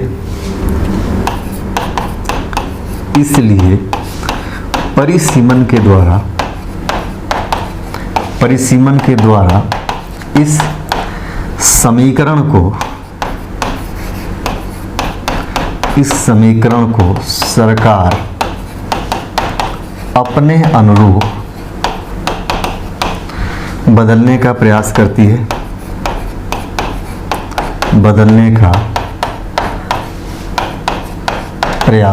ऐसा आरोप कई बार लगाया जा चुका है, कई बार जब परिसीमन हुआ है तब इस पे आरोप विपक्षी पार्टियां भी लगाती रही हैं और कई सारे लोग लगाते रहे हैं कि इस प्रकार से डेमोग्राफिक रूप से चेंज कर दिया जाता है, भौगोलिक स्थिति बदली जाती है कि जो समीकरण पहले बैठ रहा था। आप लोग देखें पूरी राजनीति समीकरण पे ही चलती है। अच्छा, यहाँ पे इस जाति के लोग जाते हैं, यहाँ पे ये सीट निकल ली, यहाँ पे इस जाति के लोग जाते हैं, ये सीट निकल ली। और सिर्फ ऐसा नहीं कि ये आम लोग, बल्कि पार्टियां भी इसी समीकरण पे ही टिकट बांटती हैं, इसी समीकरण पे गठबंधन करती हैं कि किन किन जातियों से गठबंधन करने का क्या फायदा होगा। जैसे कि अभी देखा जाए बीजेपी का घटक है जो है कि अपना दल जो है कि मौर्य या कोयरी लोगों की पार्टी, हम लोग तरफ मौर्य को कोयरी बोला जाता है, जो खेती वगैरह करते हैं। तो उसके साथ समीकरण बैठाने का रीजन ये था कि जाति विशेष समीकरण को बैठाया जाता है ताकि ओबीसी वर्ग मौर्य अगर जुड़ेगा, जैसे केशव प्रसाद मौर्य देख रहे हैं ना, जब शुरू में उत्तर प्रदेश में चुनाव हुआ था तो केशव प्रसाद मौर्य को कितना हाईलाइट किया गया था बीजेपी के द्वारा। लोगों को लगा, सारे जितने ओबीसी या मौर्य लोग थे उन्हें लगा कि यही यहाँ के मुख्यमंत्री होंगे। लेकिन चुनाव के बाद एक प्रचंड बहुमत में जब आती है बीजेपी, और जाहिर सी बात है कि पूरा सपोर्ट था ओबीसी लोगों का, आती है तो उसके बाद जब मुख्यमंत्री की बातें आती है तो केशव प्रसाद मौर्य को दूर कर दिया गया और एक संतुष्ट करने के लिए उन्हें उप मुख्यमंत्री का पद दे दिया गया कि आप बने रहिए। फिर बीच में उनका कोई नामो निशान नहीं हुआ। अब चुनाव फिर आने वाले हैं, फिर से केशव प्रसाद मौर्य को पार्टी अध्यक्ष बना करके उनको जिम्मेदारी दे दी गई। तो ये पूरा क्या चलता है, वोट का एक समीकरण चलता है, जिसे आप लोगों को समझना है कि मौर्य को सामने किस लिए लाया जा रहा है, क्योंकि जो ओबीसी वोट हैं उनको अपने तरफ लाया जा सके। सारी पार्टियां ऐसे करती हैं। अगर ये आप समझ गए, कहीं ना कहीं जो ठगे महसूस आप होते हैं, क्योंकि हमने ओबीसी जान करके हमने वोट दिया, हम ओबीसी हैं, मौर्य हैं या अदर ओबीसीज हैं, लेकिन बाद में पता चला कि उन्होंने हमारे लिए किया क्या, कुछ नहीं किया। केशव प्रसाद मौर्य की बेइज्जती भी खूब की गई है। उनको अलग स्टूल दिया जाता था एक विशेष प्रकार का, सभी लोग बैठे वीआईपी कुर्सी पर, उनको स्टूल ला कर दे दिया गया, वहाँ पे बैठिए। लेकिन इसके बाद भी चूंकि पार्टी, हमने बताया पार्टी के प्रति जो डेडिकेशन होता है, अगर अभी पार्टी के खिलाफ एक शब्द बोलेंगे पार्टी से बाहर कर दिया जाएगा, और पार्टी से बाहर होती है मौर्य की स्थिति समाप्त हो जाएगी। केशव प्रसाद मौर्य को कोई जानने वाला नहीं रहेगा। अभी कम से कम ये है कि पार्टी में भले ही अपने लोगों को लाभ नहीं पहुंचा पा रहे, लेकिन खुद तो लाभ ले रहे हैं ना, अपने परिवार अपने खानदान वालों को एक विशेष लाभ तो पहुंचा ही दे रहे हैं। अलग चीज़ है कि हम जिस वर्ग को रिप्रेजेंट कर रहे हैं, जिस वर्ग ने हमें आगे बढ़ाया है, उस वर्ग को हम कोई लाभ नहीं दे पा रहे। तो ये पॉलिटिकल फंडे होते हैं, ध्यान रखिएगा, ये राजनीतिक प्रोपगंडे होते हैं। और राजनीतिक प्रोपगंडे और लोकतंत्र दोनों अलग अलग चीज़ होते हैं। लोकतंत्र को राजनीतिक प्रोपगंडों के माध्यम से नहीं चलाया जा सकता, नहीं बढ़ाया जा सकता। लोकतंत्र को लोकतांत्रिक तरीके से ही आगे बढ़ाया जा सकता है। तो सरकारें अपने अनुरूप ये करने का प्रयास करती हैं। जातीय और क्षेत्रीय समीकरण को मैं समझा रहा था, तो इसी प्रकार जातीय और क्षेत्रीय समीकरण को मैनेज किया जाता है। जैसे कई जगह ऐसा होगा, जिसे आप लोग जानते होंगे, जहां कहते होंगे कि वहां पे इस पार्टी की सीट निकल ही नहीं सकती, वहां पे सिर्फ वही पार्टी निकलती है। तो वो क्या होता है, एक समीकरण होता है। पहले से पार्टियां तय है, फिक्स है कि यहाँ से लड़ेंगे तो हम ही चुनाव जीतेंगे, यहाँ से लड़ेंगे तो हम ही चुनाव जीतेंगे, और कोई जीत ही नहीं सकता। हालांकि लोकतंत्र में वहाँ पे प्रत्याशी खड़े होते हैं, प्रयास लगातार होता रहता है, लेकिन वो विफल होते हैं। तो सरकारें जब सत्ता में आती हैं तो लगता है कुछ ऐसी सीट होती हैं 50-60, अगर संसदीय सीट को भी पूरे भारत से हम लोग चूज कर लें कि यहाँ पे अगर समीकरण को हम गड़बड़ कर दें तो यहाँ से हमारी सीट हो जाएंगी। तो कई बार ऐसे नकारात्मक प्रयास भी किए जाते हैं, मतलब परिसीमन द्वारा ऐसा भी प्रयास किया जाता है। तो ये एक नकारात्मक प्रभाव पड़ता है। कई बार मान लेते हैं बिना दबाव की अगर परिसीमन आयोग ने इस प्रकार की चीजें कर दी तो भी सीधे सीधे किसी न किसी पार्टी को घाटा, किसी न किसी को घाटा होता ही होता है। तो दोनों स्थिति में पहला काम तो ये हम लोग देख रहे हैं। दूसरा चीज आइए देखते हैं कि परिसीमन में जब बदलाव होता है तो इसका प्रभाव सिर्फ क्षेत्रीय और जाति समीकरण पर नहीं पड़ता, बल्कि यह भी होता है कि जैसे एक विशेष वर्ग के लिए, ST/SC वर्ग के लिए कोई सीट आरक्षित है तो वहां पे भी चीजें बदल सकती है। कि पहले SC के लिए आरक्षित था, अभी हटा दिया गया, SC के लिए आरक्षित नहीं रह गया, अब ये जनरल हो गया, तो उसमें भी बदलाव होता है। तो ये दूसरा नकारात्मक बदलाव होता है। दूसरा देखिए, परिसीमन के द्वारा हुए बदलाव, दूसरा नकारात्मक प्रभाव, परिसीमन के द्वारा हुए बदलाव, परिसीमन के द्वारा हुए बदलाव से किसी क्षेत्र में विशेष वर्ग की संख्या कम होने से उनमें मतदान भय और मतदान के प्रति नकारात्मकता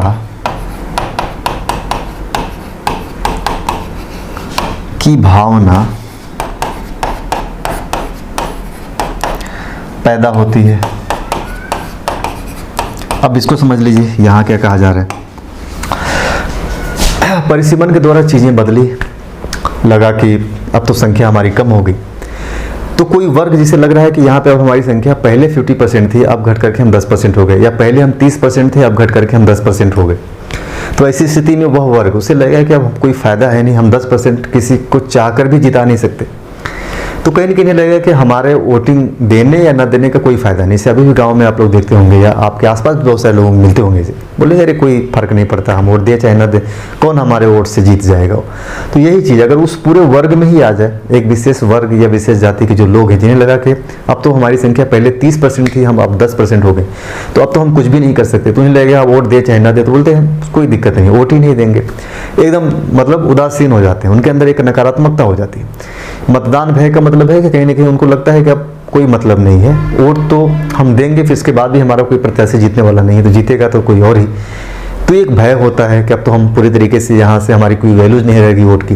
दूसरा उदासीनता भी आती है, नकारात्मकता भी आती है दिमाग में कि वोट दे ही करके क्या करेंगे जब अपने प्रत्याशी को हम जिता नहीं सकते। तो परिसीमन का एक दूसरा भारत की राजनीति पर नकारात्मक प्रभाव यह भी पड़ता है, और यही वजह है कि जो वोटिंग परसेंटेज है वो 60 वोट के आसपास रह जाते हैं। 40% ऐसे कौन लोग हैं जो वोट नहीं देते हैं। तो आप सोचिए वो मतदान के प्रति उदासीन या मतदान भय से ग्रसित है, उन्हें लगता है कोई फायदा नहीं हमें वोट देने का, क्या करेंगे वोट दे करके जब अपने प्रत्याशी को जिता ही नहीं सकते, या हमारे वोट की कोई वैल्यू ही नहीं हो पाएगी, यहाँ पे हमारे वोट बेकार जाएंगे, हार जाएगा प्रत्याशी।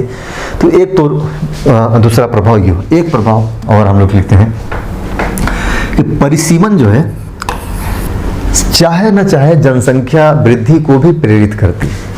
अब लग रहा है कि हम किसी क्षेत्र में 10% ही हैं, तो ये 10% लोगों के अंदर आएगा कि ज़्यादा जनसंख्या वृद्धि करके अपने लोगों की संख्या बढ़ा दिया जाए।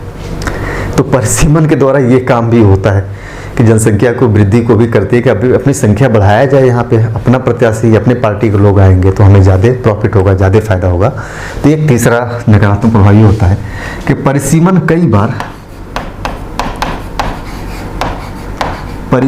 कई बार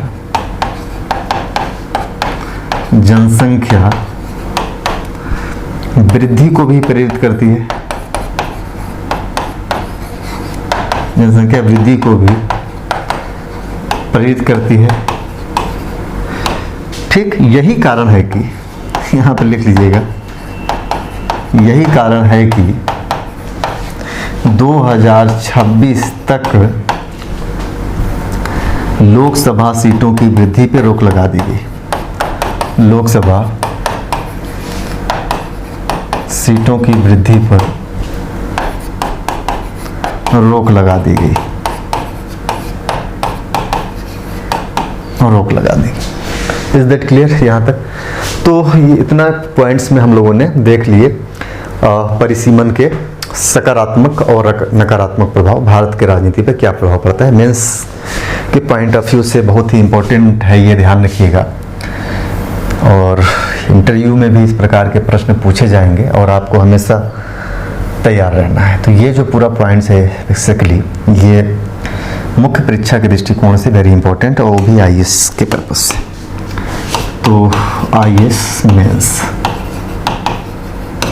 राइट, इस पे आप डिस्कशन करिए, अपने उन लोगों से डिस्कशन करिए जो लोग दिल्ली में दृष्टि वगैरह संस्थान में पढ़ रहे हैं, उनसे डिस्कशन करिए आप परिसीमन को लेकर के, पूरे परिसीमन प्रक्रिया पे डिस्कशन करिए और इस पे डिस्कशन करिए कि परिसीमन को लेकर के चलो बताओ भारत की राजनीति पे क्या प्रभाव पड़ेंगे या पड़ने वाले हैं। तो उन सब चीज़ों पे आप इसको डिस्कशन करेंगे तो बेटर आपको लगेगा कि नहीं चीज़ें हमारी बिल्कुल सही जा रही। अब हम लोग बात कर लेते हैं लोकसभा की अवधि पे बात कर लेते हैं। दूसरा पॉइंट हम लोगों का होगा, इससे मैं मिटा रहा हूँ, लोकसभा की अवधि या कार्यकाल।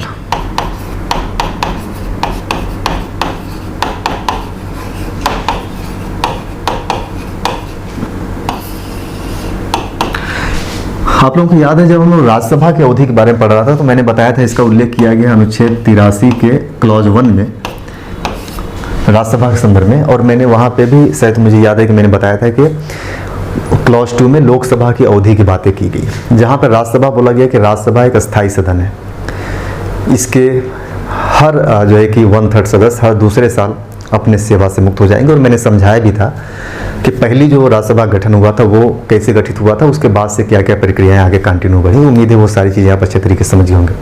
जब लोकसभा के कार्यकाल की बात आती है तो यहाँ पर स्पष्ट तौर पर कहा गया है कि लोकसभा अपने प्रथम अधिवेशन की तारीख से 5 वर्ष तक रहेगी। 5 वर्ष के बाद लोकसभा विघटित हो जाएगी। यहाँ पे यह भी कहा गया है कि उससे पहले भी लोकसभा विघटित हो सकती है, 5 वर्ष से पहले भी। तो कुल मिलाजुला करके मैंने बताया कि लोकसभा एक अस्थायी सदन है। सामान्यतः इसका कार्यकाल 5 वर्ष होता है, लेकिन उससे पहले भी यह विघटित हो सकती है, डिजॉल्व हो सकती है। इससे पहले भी इसे समाप्त किया जा सकता है। 2-3 चीज़ें दिमाग में थोड़ा अच्छे से रहिए, यहाँ पे बहुत सारे कन्फ्यूजन क्रिएट होते हैं, आप समझ लीजिए कि क्या कन्फ्यूजन होता है। सामान्यतः यहाँ पे लोकसभा का कार्यकाल कितना बताया गया है, 5 वर्ष। ये चीज़ ध्यान रखिएगा। ये 5 वर्ष की गणना कब से होती है, लोकसभा की जो प्रथम अधिवेशन होता है उसी तारीख से। जो प्रथम बैठक होता है, प्रथम बैठक, जैसे पहला बैठक 1 जनवरी से शुरू हुआ, ये बैठक लंबा चलता है। प्रथम अधिवेशन जैसे होता है, अधिवेशन लंबे चलते हैं, 1 महीने का अधिवेशन होते हैं। तो जिस दिन से शुरू होगा पहला अधिवेशन, मान लेते हैं 1 जनवरी को पहला अधिवेशन हुआ, तो इसी दिन से शुरू होगा और अगले 5 वर्ष तक इसका कार्यकाल रहता है। और माना जाता है 5 वर्ष बीतते ही लोकसभा विघटित हो जाती है, डिजॉल्व हो जाती है, विघटित हो जाती है। इसीलिए जो भी चुनाव कराए जाते हैं, जो टर्म्स पूरे होते हैं सरकारों के 5 वर्ष, तो 5 वर्ष से पहले ही चुनाव करा लिए जाते हैं, ताकि 5 वर्ष पूरा होते होते, जिस दिन 5 वर्ष पूरा हो रहा है उसी दिन दूसरी सरकार का गठन हो जाए। जैसे कि उत्तर प्रदेश में चुनाव होने वाला है 17 मार्च को, पिछली बार 17 मार्च 2017 को जो है कि पिछली बार उत्तर प्रदेश के विधानसभा जो सरकार थी उसका गठन हो गया था। तो इस बार जो चुनाव हो रहा है, मतलब ये हो रहा है कि 5 वर्ष का कार्यकाल पूरे होते होते ही नया विधानसभा का चुनाव हो जाना चाहिए, नई सरकार गठित हो जाना चाहिए। कई बार क्या होता है कि सरकार 5 वर्ष के कार्यकाल पूरा होते ही चुनाव, मान लीजिए चुनाव की प्रक्रिया चल रही है, 5 वर्ष से पहले ही चुनाव की प्रक्रिया शुरू हो जाती है, यानी चुनाव पहले ही शुरू हो जाएगा, चुनाव पहले ही कराया जाएगा और कोशिश होगा कि 5 वर्ष बीतते बीतते चुनाव का रिजल्ट आ जाए और सरकार का गठन हो जाए। इसलिए इतना पहले लेकर के चला जाता है कि वोटिंग के बाद कम से कम 20 से 25 दिन के बीच में समय होता है सरकार को गठन करने में, कि पार्टियां आपस में जो है कि गठबंधन करके या किसी को पूर्ण बहुमत मिल रहा है तो उस स्थिति में जो पार्टियां हैं वो सरकार की दावेदारी पेश कर सके। तो चुनाव पहले ही होता है। चुनाव जब पहले होता है तो ध्यान रखिए कि वो लोकसभा को विघटित करके चुनाव होता है, कि वह लोकसभा खंडित, लेकिन यह लोकसभा कार्य करती रहती है। आपको याद होगा राष्ट्रपति पढ़ाते दौरान मैंने कहा कि केंद्र में ऐसा कोई प्रावधान नहीं कि लोकसभा समाप्त हो जाए और जो है कि जो राष्ट्रपति शासन वहाँ पे लागू हो जाए। यहाँ पे लोकसभा भले विघटित हो जाती है, लेकिन सरकार तब तक काम करती रहती है, लोकसभा तब तक काम करती रहती है जब तक कि नए सरकार का गठन नहीं हो जाता। नए सरकार का गठन होने के बाद पुरानी वाली जो लोकसभा है वो समाप्त हो जाती है और नया वाली लोकसभा आकर के फिर से काम करना शुरू कर देती है। इन सब चीज़ों को आपको बेसिकली ध्यान रखना है। और मैंने बताया कि लोकसभा पहले भी विघटित हो सकता है, 5 वर्ष से पहले भी। तो विघटित होने का मतलब ये है कि लोकसभा में जिस दल को बहुमत है उसके पास बहुमत समाप्त हो जाए तो लोकसभा विघटित हो गई। अब लोकसभा विघटित हो गई तो या तो बाकी के दल मिल करके लोकसभा में बहुमत को प्राप्त करके सरकार को कंटिन्यू करें, सरकार को बनाएं, या अगर यह कंडीशन नहीं बन पा रही है, आपस में सहमति नहीं बन पा रही है, किसी दल को पूरा बहुमत नहीं मिल पा रहा है, तो ऐसी स्थिति में ये होगा कि लोकसभा को विघटित कर दिया जाए, नया चुनाव कराया जाए। तो वह लोकसभा जो पहले जो कार्यरत थी वही लोकसभा बोला जाएगा आप काम करते रहिए और नया चुनाव होगा और कह दिया जाएगा लोकसभा विघटित कर दी गई है। तो वह काम करती रहेगी, सरकार वही चलती रहेगी, जिसके बहुमत से सरकार कार्यपालिका का गठन हुआ है वो सरकार काम करती रहेगी और चुनाव की प्रक्रिया, निर्वाचन आयोग एक्टिव हो जाएगा, चुनावी डेट वगैरह सब कुछ देगा। चुनाव कराने के बाद जो नई लोकसभा का गठन होगा, अब नई लोकसभा जब बहुमत में आ जाएगी, लोकसभा में कोई दल बहुमत में आएगा, अपना सरकार बना लेगा, तो पुरानी वाली लोकसभा स्वतः समाप्त हो जाती है। ठीक है ना। तो आइए इसी को थोड़ा सा समझते हुए लिखिए।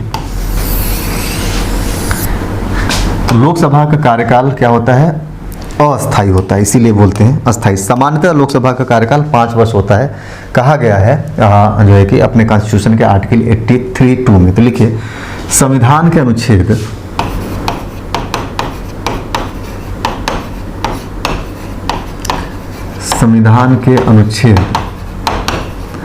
83(2) में कहा गया है कि इन्वर्टेड कॉमा लिखिएगा, यदि पहले से ही लोकसभा विघटित नहीं कर दी जाती है, विघटित नहीं कर दी जाती है तो वह अपने प्रथम अधिवेशन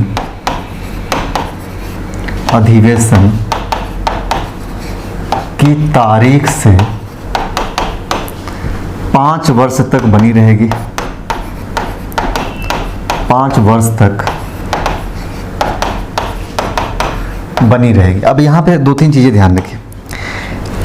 एक शब्द इस्तेमाल किया गया है संविधान में कि यदि पहले से ही विघटित नहीं कर दी जाती है। इसका सीधा मतलब कि लोकसभा को 5 वर्ष से पहले भी विघटित किया जा सकता है, विशेष परिस्थितियों में हो सकता है। मैं बताऊंगा आगे चलकर कौन सी परिस्थिति है।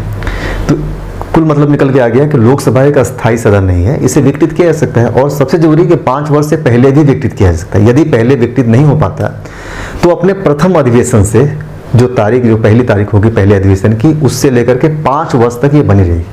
और 5 वर्ष पूरा होते ही लोकसभा विघटित हो जाएगा। तो अधिवेशन की तारीख से कहां तक बनी रहेगी? 5 वर्ष तक ये बनी रहेगी, इससे अधिक नहीं। इसी में लिख लीजिएगा 5 वर्ष तक बनी रहेगी, इससे अधिक नहीं। ध्यान रखिएगा, अधिक नहीं। 5 वर्ष की अवधि, 5 वर्ष की अवधि की समाप्ति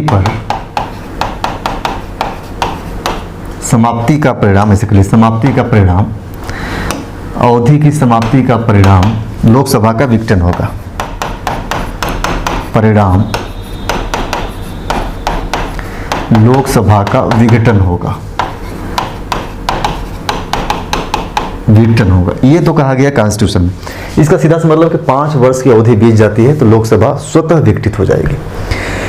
राष्ट्रपति चाहे तो 5 वर्ष से पहले भी लोकसभा को विघटित कर सकता है। तो इसका सीधा सा मतलब कि लोकसभा एक अस्थायी सदन है। तो यहीं पे पैराग्राफ चेंज करके थोड़ा सा इसको समझ लीजिए कि अच्छा, एक चीज़ और ध्यान रखिएगा कि यहाँ पे बार बार मैं लोकसभा की बात कर रहा हूँ और ये अपनी कार्यपालिका है। लोकसभा यानी कि विधायिका, लोकसभा और ये कार्यपालिका, इसको समझ लीजिए। मैं कई बार समझाया हूँ लेकिन यहाँ पे समझिए, बार बार दोनों एक दूसरे से कैसे जुड़े। यहाँ पे जिसका बहुमत होगा उसी दल के लोग, जिस भी पार्टी का बहुमत होगा, चाहे वो गठबंधन से बहुमत बना ले, चाहे वो अकेले दम पे बहुमत ले ले, उसी पार्टी के लोग कार्यपालिका के रूप में अर्थात सरकार के रूप में काम करेंगे। ये सरकार तभी तक कार्यरत होगी जब तक इनको बहुमत मिला हुआ है। यहाँ पे बहुमत समाप्त होने का मतलब सरकार भी काम करना समाप्त है। लोकसभा के विघटन का मतलब सरकार भी समाप्त। अब नया लोकसभा, विघटन का मतलब होता है कि लोकसभा का अब नया चुनाव होगा। विघटन का सीधा सा मतलब कि पुरानी लोकसभा का काम समाप्त, अब नया लोकसभा का चुनाव होगा। और नई लोकसभा जब आएगी तो फिर से वह अपनी सरकार को गठित करेगी, मंत्री और मंत्रिपरिषद का निर्माण करेगी। क्लियर है ना? यहाँ पे इसको समझ रहिएगा। आइए लिखिए, इस प्रकार आप समझ रहे हैं कि इस प्रकार लोकसभा एक अस्थायी सदन है। इस प्रकार लोकसभा एक अस्थायी सदन है, जिसका कार्यकाल सामान्यतः 5 वर्ष है। सामान्यतः 5 वर्ष है। यदि राष्ट्रपति उचित समझे तो वह 5 वर्ष से पूर्व भी लोकसभा का विघटन कर सकता है। समझ रहे हैं ना? लोकसभा का विघटन कौन करेगा? राष्ट्रपति करेगा। यहाँ पे कंफ्यूज नहीं होना है आपको। यदि राष्ट्रपति उचित समझे तो लोकसभा का विघटन कर सकता है। अब ये उचित समझे का मामला जब हम लोग राष्ट्रपति पढ़ रहे थे तो हमने बहुत डिटेल में बताया था कि यहाँ राष्ट्रपति उचित समझे का मतलब राष्ट्रपति का मन नहीं होता बल्कि प्रधानमंत्री और मंत्रिपरिषद का मन होता है। तो यहाँ पे व्यवहार में लिख लीजिएगा, कर सकता है। तो लिख लीजिए व्यवहारिक तौर पर, इसका जो मतलब है व्यवहारिक तौर पर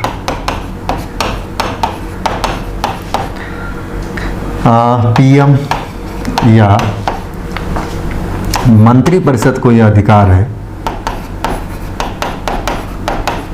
मंत्रिपरिषद को यह अधिकार है कि वह 5 वर्ष से पूर्व भी लोकसभा का विघटन करा सकता है। यानी लोकसभा को चाहे तो प्रधानमंत्री और मंत्रिपरिषद 5 वर्ष से पहले ही राष्ट्रपति से बोलेगा आप इसको डिजॉल्व कर दीजिए, अब हम नया चुनाव कराना चाहते हैं। और ऐसी 2 परिस्थितियों में हो सकता है। कौन कौन सी परिस्थितियां लिखिए। पहला परिस्थिति लिखिए, और यह 2 परिस्थितियों में हो सकता है, और यह 2 परिस्थितियों में हो सकता है, परिस्थितियों में हो सकता है। पहला, मान लीजिए कि सरकार गठबंधन से बनी हो। जब लोकसभा में गठबंधन से सरकार बनाई जाती है, लोकसभा में गठबंधन के द्वारा जब बहुमत प्राप्त किया जाता है तो उसे बोलते हैं हंग पार्लियामेंट। ऐसे पार्लियामेंट को, ऐसे संसद को हंग पार्लियामेंट बोला जाता है। आगे मैं इस पे बताऊंगा। तो मान लेते हैं लोकसभा में गठबंधन के द्वारा लोगों ने बहुमत प्राप्त किया है और बाद में कोई दल ऐसा है जो अपना समर्थन वापस ले रहा है और उस स्थिति में बाकी के लोग सरकार बनाने में सफल नहीं हो रहे, यानी अपनी बहुमत सिद्ध करने में सफल नहीं हो रहे। पहले तो पूरा प्रयास होता है कि ठीक है, कोई दल अगर अपना समर्थन वापस ले रहा है तो जो सत्ताधारी दल है वो दूसरे दलों से समर्थन लेने का प्रयास करती है। अगर ऐसी स्थिति भी नहीं बनती कि सत्ताधारी दल भी अल्पमत में आ जाता है और बाकी के जो विपक्षी दल हैं वो भी एकजुट होकर के सरकार बनाने के पक्ष में नहीं आ पा रहे हैं या सरकार बनाने पर सहमति नहीं जता रही है, तो फिर मजबूरी होती है कि अब लोकसभा को डिजॉल्व करके चुनाव कराया जाए, क्योंकि वही एक विकल्प बचता है कि चुनाव हो, फिर जिसे बहुमत मिलेगा वो सरकार बनाएगा, क्योंकि बहुमत किसी भी हाल में नहीं मिल रहा है। तो पहला सिचुएशन तो ये हो जाता है। तो यहाँ पे लिखिए कि यदि लोकसभा में कोई भी दल, यदि लोकसभा में कोई भी दल या गठबंधन स्थिर सरकार न दे पा रहा हो और नए चुनाव कराना जरूरी हो जाए, तो ऐसी स्थिति में क्या होता है, लोकसभा को राष्ट्रपति भंग कर सकता है। जैसे कि 1977 में आपातकाल के बाद जनता दल कई सारे दलों के सहयोग से सरकार बनाती है, लेकिन वो 5 साल पूरा नहीं कर पाती। 3 साल के बाद ही उनमें उठापटक शुरू हो जाता है, हम लेंगे वित्त मंत्रालय, हम लेंगे प्रधानमंत्री, हम बनेंगे ये वो दुनिया भर की चीज़ें। और अंततः यह फैसला हुआ कि 3 साल के बाद सरकार चलाना मुश्किल हो गया, क्योंकि बाकी के दल जो है कि सरकार बनाने के का कंडीशन में नहीं थे, उनके पास इतना बहुमत नहीं था कि वो सरकार बना सके। तो फिर यही हुआ कि अब लोकसभा को डिजॉल्व करके चुनाव कराया जाए। तो 1977 में बनता है और 1980 में पुनः लोकसभा का चुनाव होता है। क्लियर है? एक कंडीशन थी हो गया कि जब सरकार तब राष्ट्रपति इसको डिजॉल्व कर सकता है। दूसरा होता है कि जब प्रधानमंत्री को कभी लगे कि नहीं, अब ऐसी परिस्थितियां हैं कि हमें एक नया जनादेश प्राप्त होना चाहिए। जैसे कि आप लोग देखे होंगे, ऐसा कई बार हुआ है कि मान लेते हैं कि प्रधानमंत्री बहुत ही बेहतरीन काम कर दिया, लोगों के अंदर पीएम दिल में धड़क रहे हैं, प्रधानमंत्री और प्रधानमंत्री ने 4 साल का कार्यकाल सपोज करिए कि पूरा कर लिया है, 1 साल बचा हुआ है। प्रधानमंत्री को लगता है कि अभी 1 साल बचा हुआ है और 1 साल में स्थिति कुछ भी पलट सकती है। अभी हम लोगों के दिल में हो सकता है कोई ऐसा काम हो जाए या लोगों के दिल से उतर जाए, तो प्रधानमंत्री को ये महसूस हो कि ये बिल्कुल सही समय है, अभी हर तरफ हमारा ही जलवा है और 4 साल हमने काम कर ही लिया है, 4 साल सरकार हमने चला ही लिया है, 1 साल और हम क्यों चलाएं, हम क्यों नया चुनाव करके फिर से 5 साल के लिए हो जाए। तो 1 साल का इंतजार क्यों करें, पता चले 1 साल बीतते जब चुनाव कराने का समय है तो पता चले जो जलवा हमारी बनी है वो जलवा हमारी समाप्त हो जाए। तो प्रधानमंत्री तुरंत ही राष्ट्रपति को एडवाइस देगा कि आप लोकसभा को डिजॉल्व करिए, हम नया जनादेश चाहते हैं फिर से। तो तुरंत ही राष्ट्रपति उसको डिजॉल्व करके नया चुनाव करा लेता है। तो 1 साल पहले ही चुनाव हो गया, जबकि होना चाहिए था 5 साल बाद। सरकार अल्पमत में भी नहीं है, सरकार बहुमत में है, इसके बाद भी प्रधानमंत्री चाहे तो 1 साल पहले, 2 साल पहले जब वो चाहे तब डिजॉल्व करा सकती है, डिजॉल्व करा करके नया चुनाव करा। सामान्यतः ऐसा तब होता है जब प्रधानमंत्री का जलवा जब होता है तब। जैसे कि ब्रिटेन में जब चुनाव हुआ तो वहाँ पे जो ब्रेग्जिट वाला मामला था कि जब ब्रिटेन यूरोपीय यूनियन से अलग होता है तो वहाँ के प्रधानमंत्री को लगा कि एक बड़ा भूमिका हमने निभाया है, तो उन्होंने पहले ही जनादेश लेने के चक्कर में चुनाव करा लिया और फिर दोबारा जब चुनाव वोटिंग हुआ तो पता चला लोगों ने उन्हें नकार दिया। हालांकि सरकार में फिर से वहाँ के प्रधानमंत्री, देखिए नाम नहीं याद आ रहा है, सरकार में आते हैं लेकिन बहुत ही तोड़ गठजोड़ करके आते हैं। जो बहुमत मिलना चाहिए तो वो बहुमत उन्हें पूरी तरीके से नहीं मिल पाए। तो दूसरी सिचुएशन हो सकती है कि कुछ ऐसी परिस्थितियां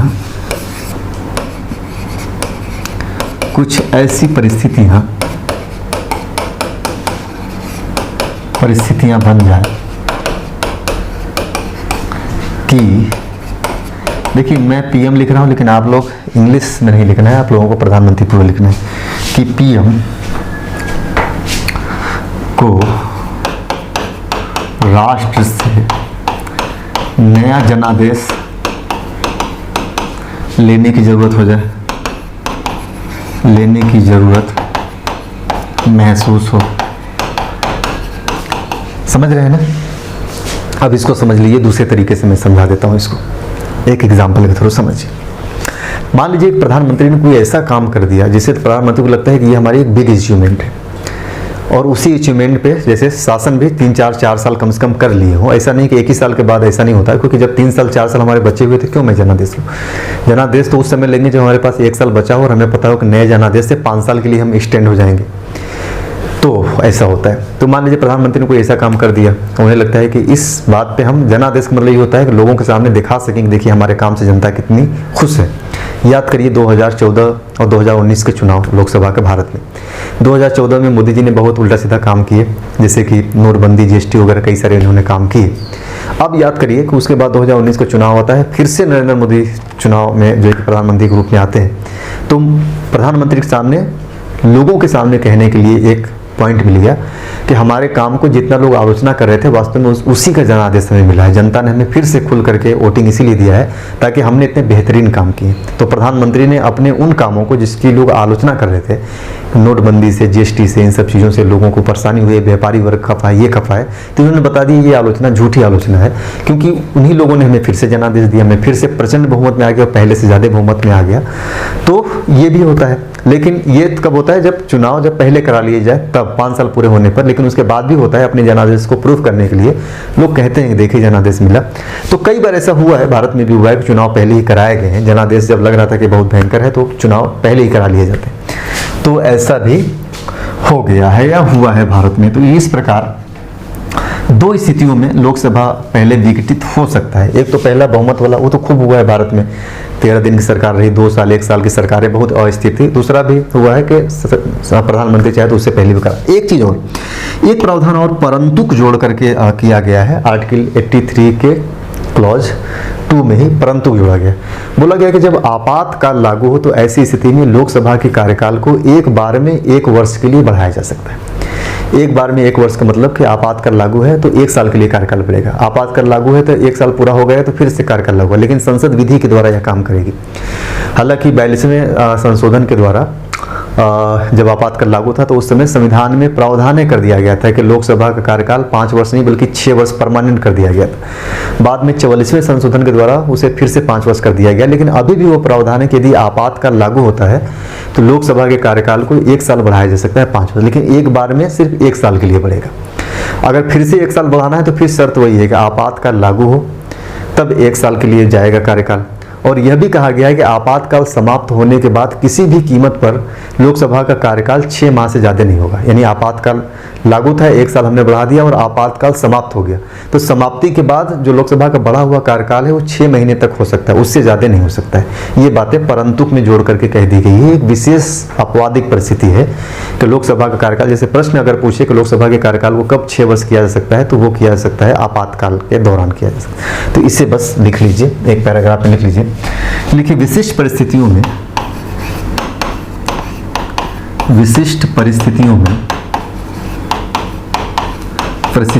लोकसभा की अवधि 5 वर्ष से 1 वर्ष 5 वर्ष से आगे बढ़ाई जा सकती है, 5 वर्ष से आगे बढ़ाई जा सकती है, 5 वर्ष से आगे भी बढ़ाई जा सकती है, आगे भी बढ़ाई जा सकती है, जैसा कि अनुच्छेद 83(2) के परंतुक में कहा गया है। परंतुक में कहा गया है कि यदि आपातकाल की उद्घोषणा, आपातकाल की, दिख रहा है ना, आपातकाल की उद्घोषणा प्रवर्तन में है तो संसद विधि द्वारा लोकसभा के कार्यकाल को किसी ऐसी अवधि के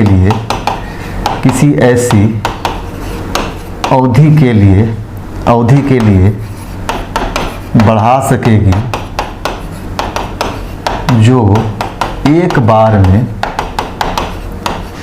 1 वर्ष से अधिक के लिए न हो। 1 वर्ष से अधिक न हो और आपात समाप्त होने के बाद, आपातकाल समाप्त होने के बाद इसका विस्तार किसी भी दशा में, इसका विस्तार किसी भी दशा में 6 माह से अधिक नहीं होगा। 6 माह से अधिक नहीं होगा। इसको थोड़ा सा 1 मिनट समझ लीजिए, बैटरी डाउन होने वाली है। यहाँ कहने का मतलब है कि आपातकाल को एक बार में 1 वर्ष के लिए बढ़ाया जा सकता है। ऐसे करके कितने भी वर्ष बढ़ा लीजिए, ऐसा नहीं कि सिर्फ 1 ही वर्ष के लिए, एक बार में।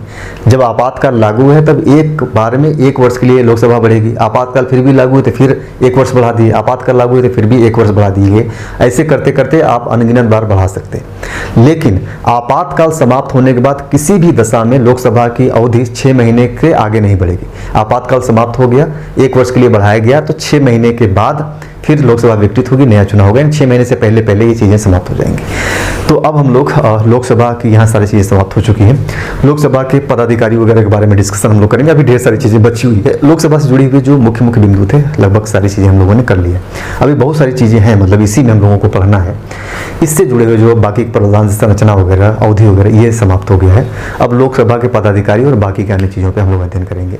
तो मिलते हैं नेक्स्ट लेक्चर में, तब तक।